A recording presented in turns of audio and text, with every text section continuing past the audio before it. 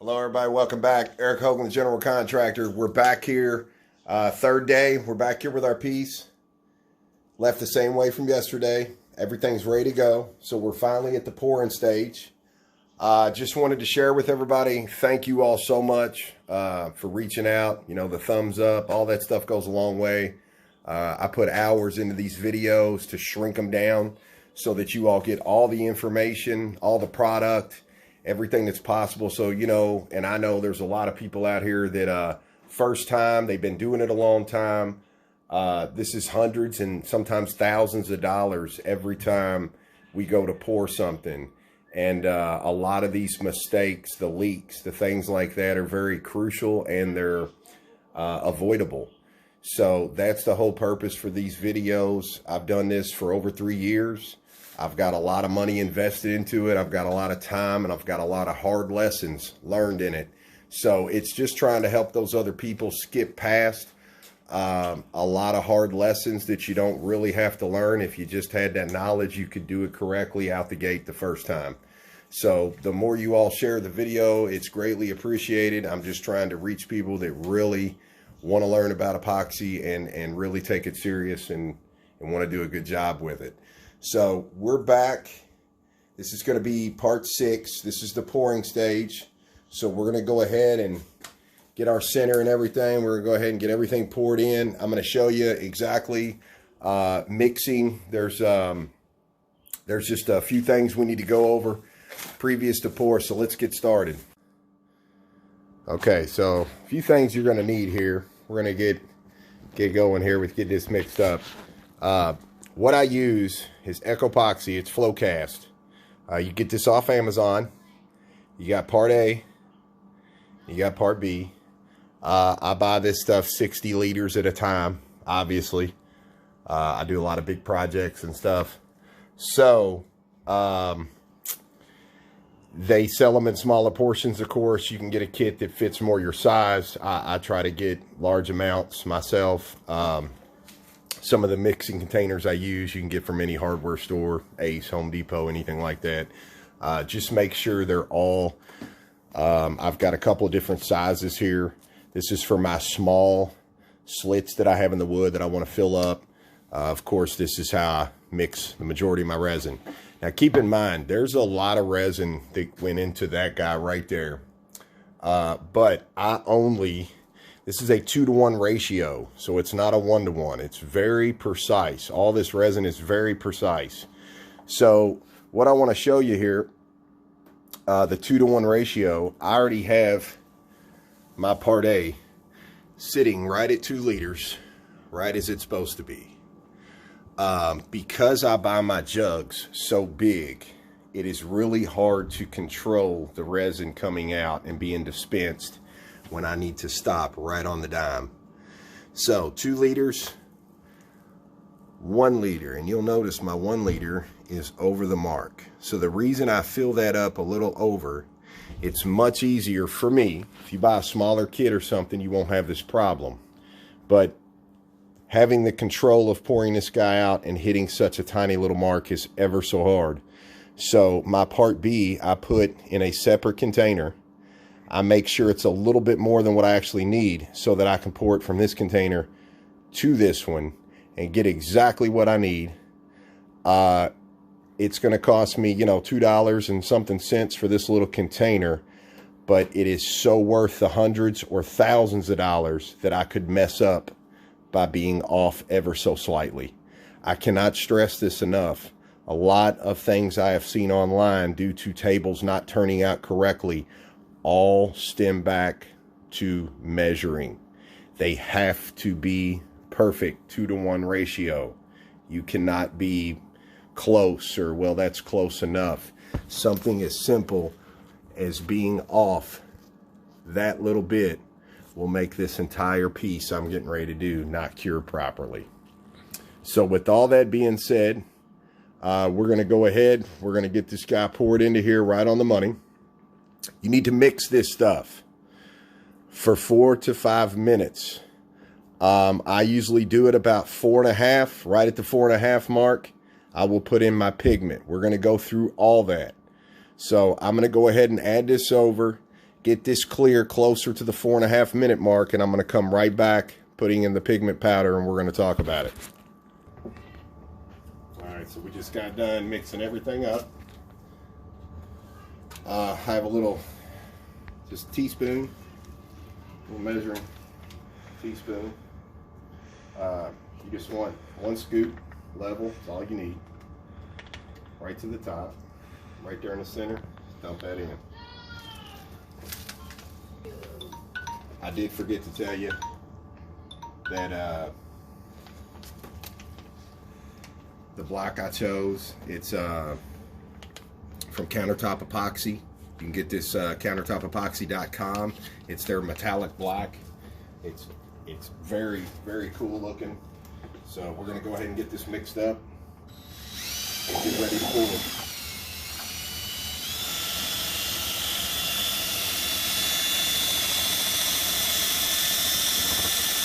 You just want to mix it up until everything looks pretty good and covered, and you don't see any more of your powder residue, and you're ready to go.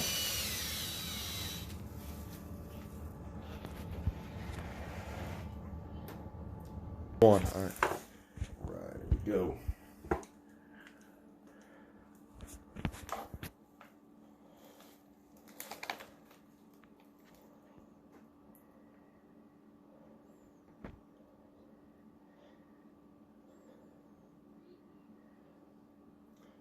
I like to get it close, let it kind of sit up there a second. I go ahead and fill up another hole. Give it time. Make sure I'm not leaking.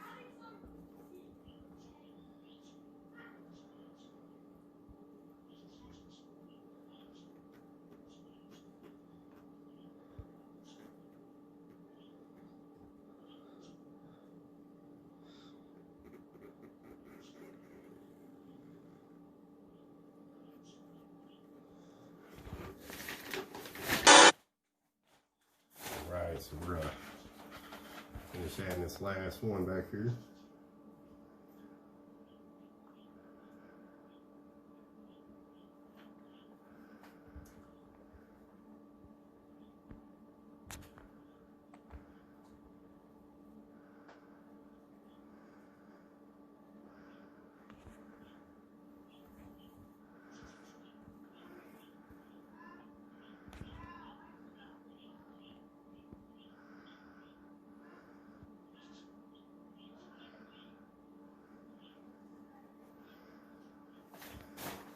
Now what I like to do, I'm going to go ahead and transfer some of this to a smaller container, because this is going to let me get tighter with these guys right here.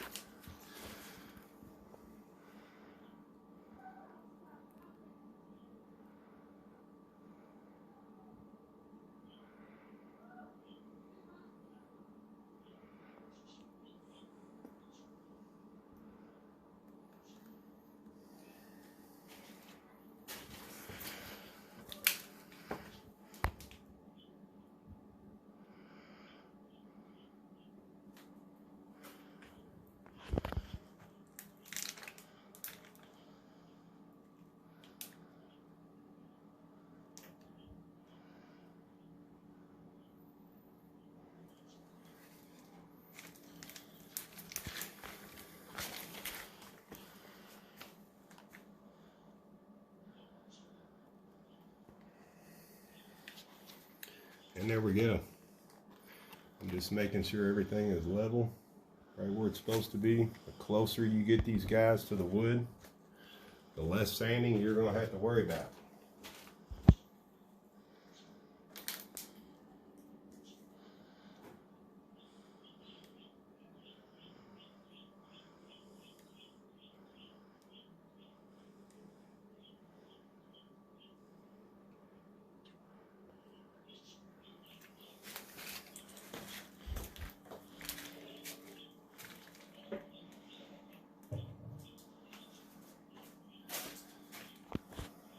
So there you have it.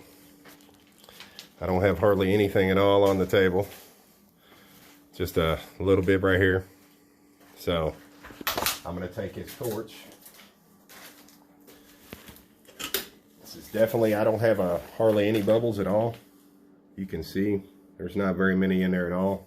But what will happen is it will get out. There's quite a few right there. It'll get out every one of these. Just about 6 to 8 inches away. For anybody that don't know, clear it right up.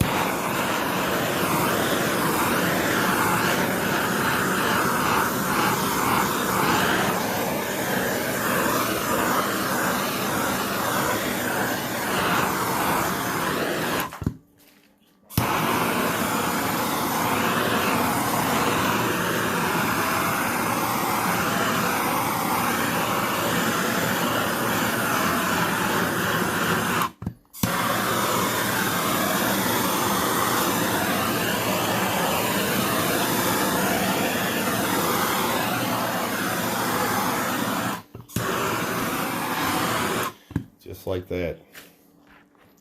We've got everything covered. Everything's sitting there looking just beautiful. So we're gonna let this sit.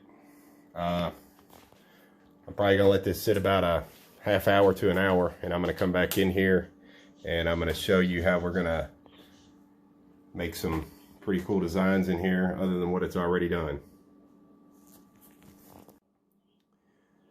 So here we are, we're back. We've got everything finished out to perfection on the pour. I'm not gonna, normally I take you can use a popsicle stick, you can use, you know, anything along those lines. Hour or so into it, with this particular resin, even 2 hours, 3 hours, you got 8 hours or so working time. So this particular resin, though, an hour or so in it, I usually take something like a popsicle stick and I'll twirl it through there after it already kind of tries to set up and run its course. But I made the decision not to. I really like how everything kind of separated, and it's kind of doing its own thing right now. So I'm just gonna watch it, and I've got plenty of time. If I want to mess with it and change anything on it, I can. But as you can see, that cut right there turned out super slick. Everything filled in like it was supposed to. I'm not leaking anywhere. Everything is exactly picture perfect. So this is it for today. Thanks for watching, everybody, as usual. I'll be back later on in the week. Thursday, Friday, we'll be unboxing this guy. I'm going to show you how to finish him all the way out, all the way till the end. In the meantime, thanks for watching again. Enjoy the video, and please share us down the road so we can get this video to whoever needs some help. Thank you all so much.